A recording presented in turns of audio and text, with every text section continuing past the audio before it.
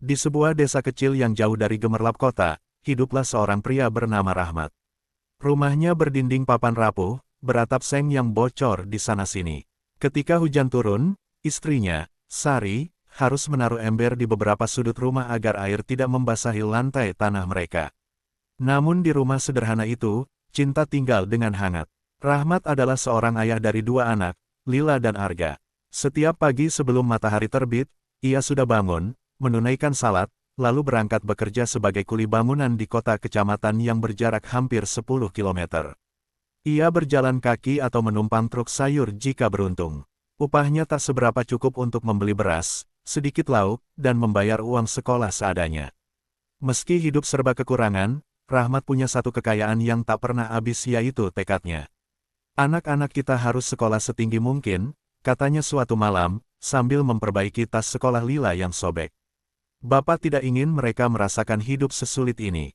Istrinya menggenggam tangannya. Kita mungkin miskin harta, Pak. Tapi kita tidak miskin harapan. Hari-hari Rahmat dipenuhi keringat dan debu semen. Tangannya kasar, kulitnya menghitam terbakar matahari. Ia sering pulang dengan tubuh pegal dan punggung nyeri, tetapi tetap menyempatkan diri membantu Arga mengerjakan PR matematika dan mendengarkan Lila membaca dengan terbata-bata. Ia percaya, pendidikan adalah jalan keluar dari lingkaran kemiskinan. Suatu hari, proyek bangunan tempat Rahmat bekerja dihentikan. Ia kehilangan pekerjaan. Dunia terasa runtuh. Di dapur, hanya tersisa beras untuk 2 hari.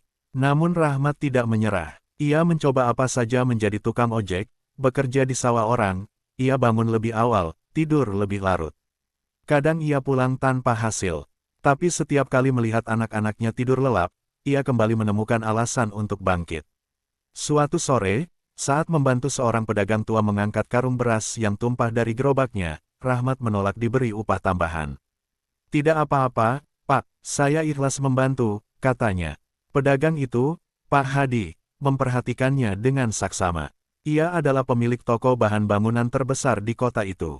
Beberapa hari kemudian, Rahmat dipanggil ke tokonya. Saya butuh orang jujur dan pekerja keras untuk menjaga gudang, kata Pak Hadi. Rahmat menerima pekerjaan itu dengan penuh syukur. Ia bekerja dengan disiplin dan tanggung jawab. Tak ada satupun barang yang hilang dari gudang. Ia mencatat setiap keluar masuk barang dengan teliti. Kejujurannya membuat Pak Hadi semakin percaya. Tahun demi tahun berlalu, Rahmat dipromosikan menjadi kepala gudang, lalu dipercaya mengelola cabang baru. Ia menabung sedikit demi sedikit. Bersama istrinya, ia membuka usaha kecil menjual bahan bangunan di desa mereka sendiri.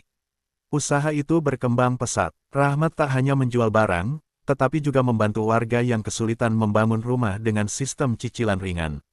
Ia ingat betul bagaimana rasanya tinggal di rumah bocor. Ia tak ingin tetangganya merasakan hal yang sama. Lila tumbuh menjadi dokter, Arga menjadi insinyur. Mereka tak pernah melupakan perjuangan ayahnya. Ketika usaha keluarga semakin besar dan berkembang menjadi perusahaan distribusi bahan bangunan yang sukses, mereka mengajak orang tua mereka pindah ke rumah yang lebih layak besar, kokoh, dan terang. Namun Rahmat tetaplah Rahmat. Ia dan istrinya mendirikan yayasan pendidikan untuk anak-anak kurang mampu di desa mereka. Setiap tahun, puluhan anak mendapat beasiswa.